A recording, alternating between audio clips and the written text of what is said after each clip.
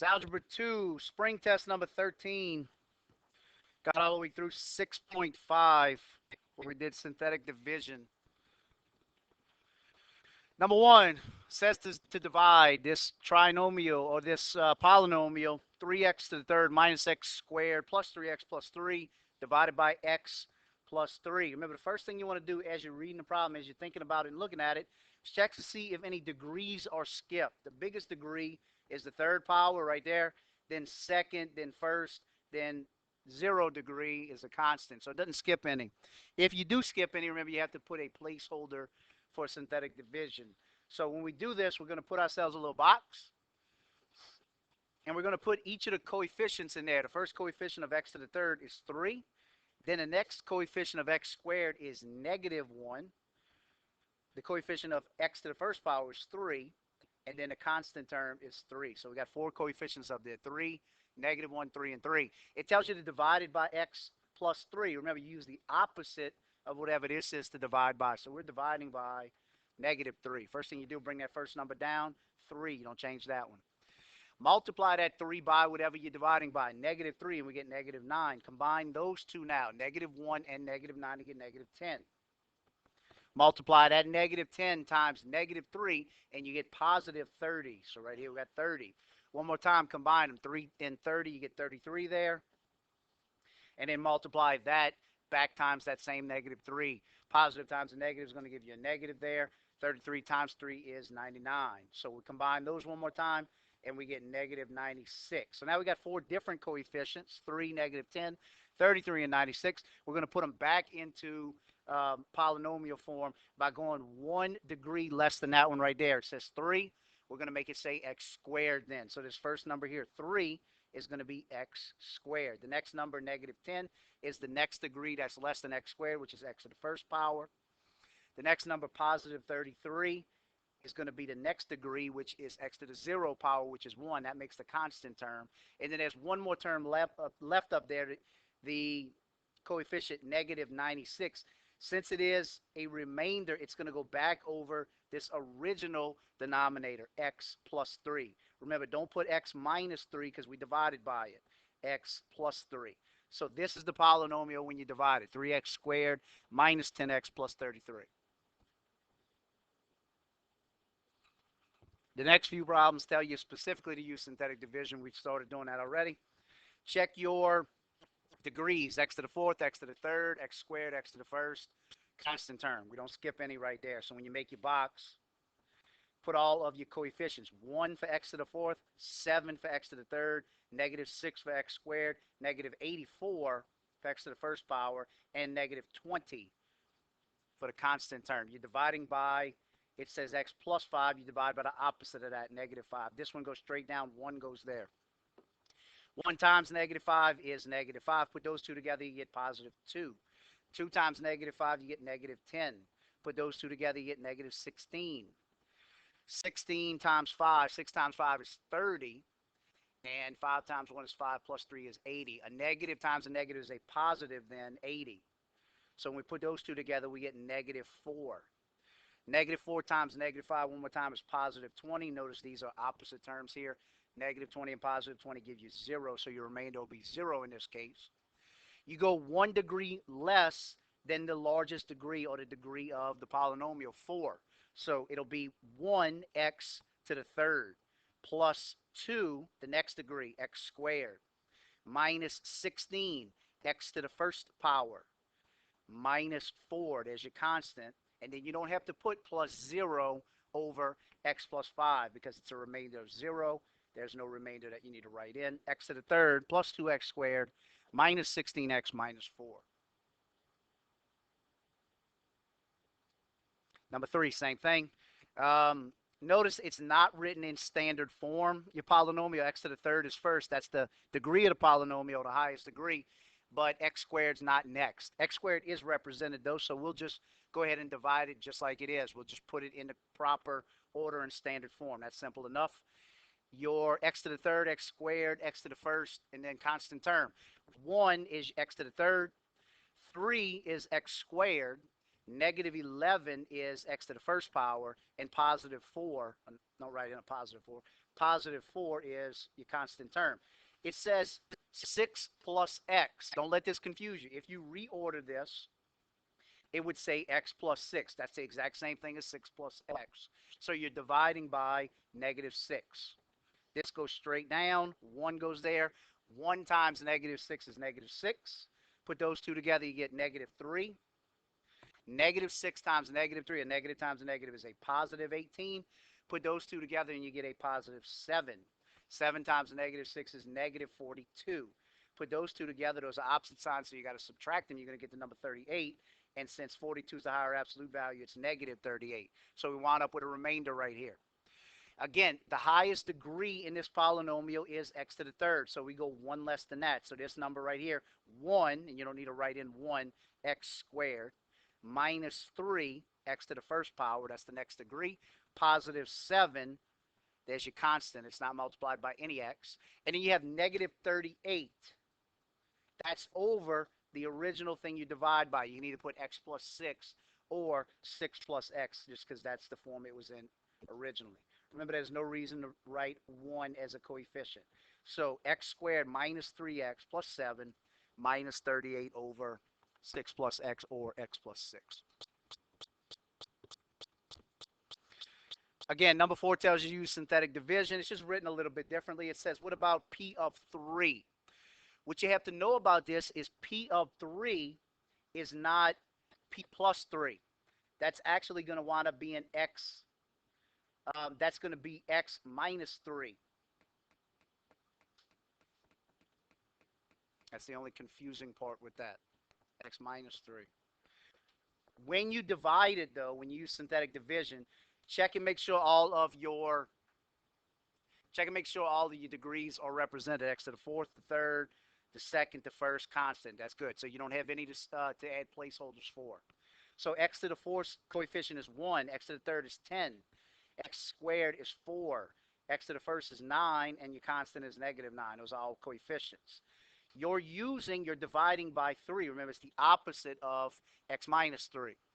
The way you can remember how to do this, though, when you see this problem on a test, this is the number that you divide by, whatever is inside of the parentheses. P of 3, you divide by 3.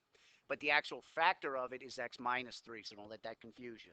This one goes down, it's 1, times 3 is 3, combined is 13, times 3 is 39, combined is 43. 43 times 3, okay, well, we got 9, 3 times 3 is 9, and 3 times 4 is 12, so we got 129. Combined with that is 138. 138 times 3. Okay, these numbers are a little bit big, but we'll still treat it the exact same way. 8 times 3 is 24, carry a 2. 3 times 3 is 9, plus 2 is 11, carry a 1. 3 times 1 is 3, plus 1, 414. So when you combine 414 and negative 9, it's just like subtracting 9 from it, you get 405. So we got big numbers as coefficients, but once you get to this step, you just put them back into polynomial form. It's simple. The first number is 1.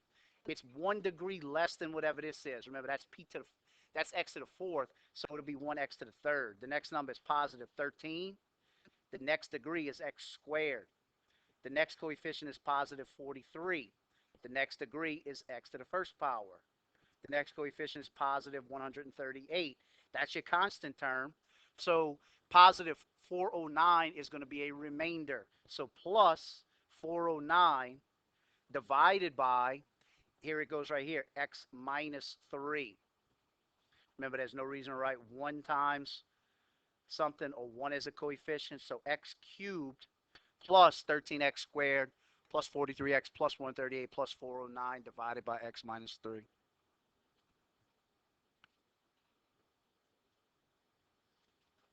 Number 5, this is simple. It says find the measure of the angle below. You know this measurement right here is 20.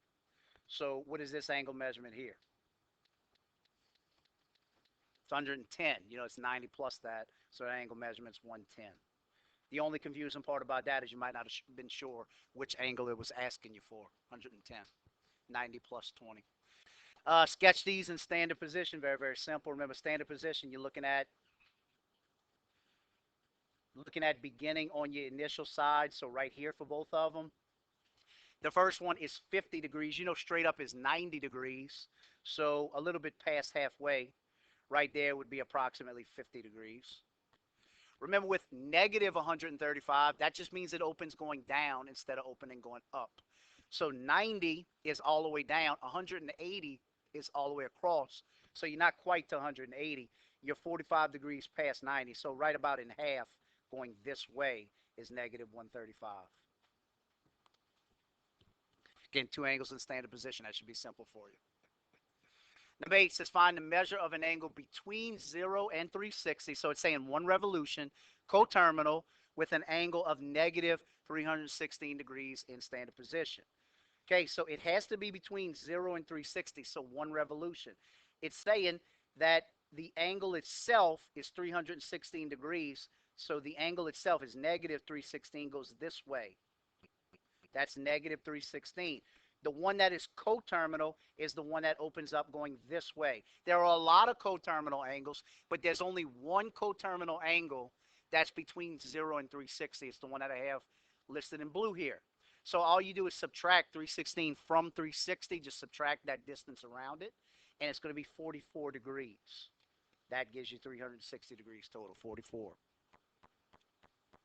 In which quadrant does the terminal side of negative 325 lie? Again, you got to know that for a negative degree angle, it's going to open up going this way. Now, how far does it go to quadrant 1 or quadrant 2? Your quadrants, even when you open up going negative, are still labeled like this: 1, 2, 3, and 4. Don't think that they are labeled the opposite way because you're going the opposite direction.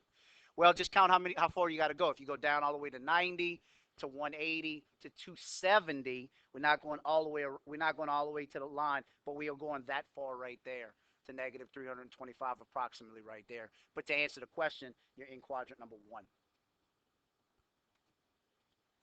Find the value of x, round your near number to the nearest tenth.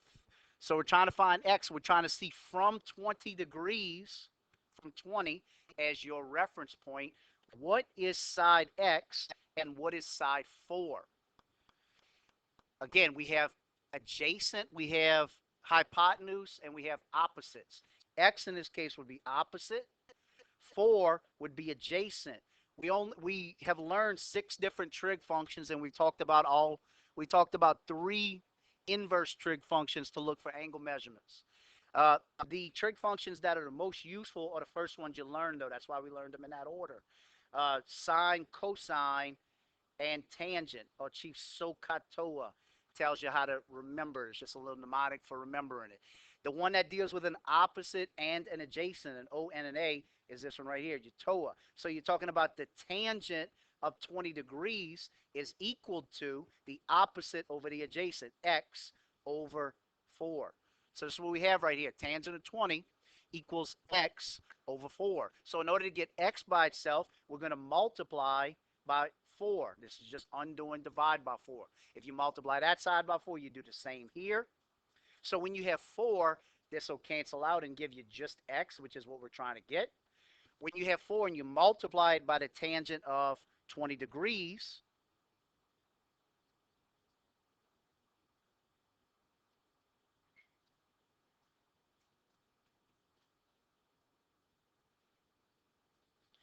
four times the tangent of 20 degrees gives you 1.455, and it continues that way. Make sure you're in degrees. We get 1.455. If you got something that is less than 1, you're probably in radian measurement. That's the easiest way to be able to tell that. So that side is approximately 1.455. Says round to the nearest tenth, so we'll make that say x is approximately 1.5. 1.5 to the nearest tenth. Number 11, same thing, except we have different, we're looking for different things. Right here we have opposite again, and we have adjacent again. So we're using tangent, TOA. The tangent of 60 degrees is equal to the opposite 8 over the adjacent x. This is one of those instances where it would be quicker to use the cotangent since the cotangent would be x over 8. But we could just do it in 2 steps and use the same formulas to where we don't get confused with this. Multiply by x to move it over. Do the same here. So now we have something that says x times the tangent of 60 is equal to 8. To get x by itself, you just do one more step. Divide by the tangent of 60. And when you do it there, do it here. Divide by the tangent of 60. So now this leaves you with x all by itself, is what we're trying to get. And when you take 8 and you divide it by the tangent of 60 degrees, you get x is equal to 4.618, and it continues past that. We're rounding it to the nearest tenth still, so we're not going to go past this digit here. So x is approximately 4.6.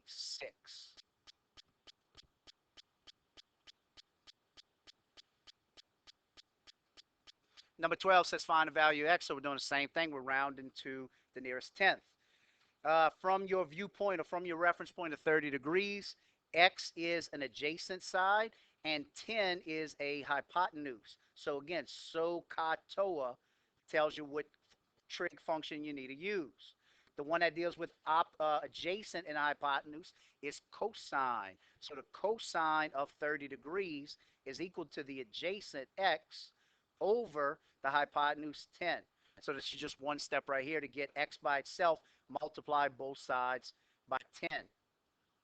This will cancel out and leave you with just x. That's what we're trying to get. So 10 times the cosine of 30 degrees. X gives you 8.66, and it keeps on going again. You're rounding to the nearest tenth.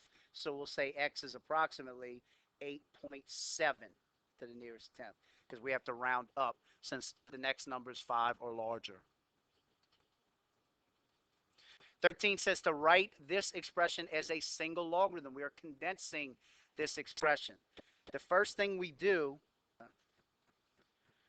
well, we're condensing this. We have a coefficient of 4 and a coefficient of 2. So the first thing we're going to do is we want to bring that to the exponent position.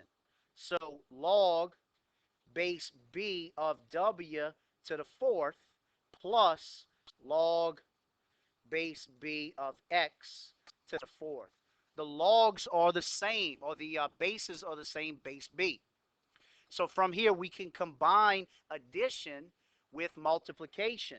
And we could say log base b, since they're both the same, of w to the fourth times x to the fourth. And this is a logarithm, or this is condensing it, writing it as a single logarithm.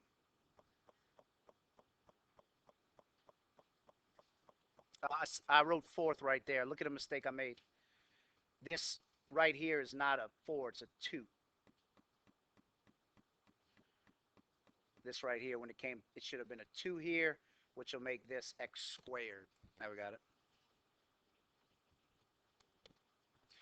Number 14, you're just doing the last thing we did, number 13, we're just doing it in reverse. Undo, instead of multiplication paired with addition like it was in 13, division, is paired with subtraction. So separate this into the log base 7 of n minus the log base 7 of 9. And that's it separated or expanded. Number 15 says to add this if possible. Okay, so we have 2 times the fourth root of 7x plus 6 times the fourth root of 7x. Notice it says add it if possible. All of this is exactly the same as all of this. Anytime something like that's the case, no matter if you're dealing with radicals in any form or variables in any form, you can add the coefficients. It's like dealing with like terms. So you simply add 2 plus 6 in something like this, and you get 8 times the fourth root of 7x.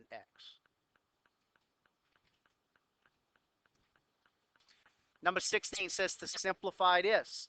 These are the same base, 15 and 15. So you add the exponents. 15 to the 1/2 plus 1/2 is 15 to the first power, which is simply 15. For this next one, it says 8 to the 2 thirds power. Remember, when you're trying to write something like this or simplify it, you need to think of it in terms of its radical notation. The bottom number, it's been a long time since we looked at something like this. The bottom number is the index of your root. So it's asking you for the cube root of 8. The top number, or the numerator, is what you raise it to after. This is a lot easier than it looks. So the cube root of 8, what number times itself 3 times is 8, is 2. And then 2 is being raised to the second power to give you 4.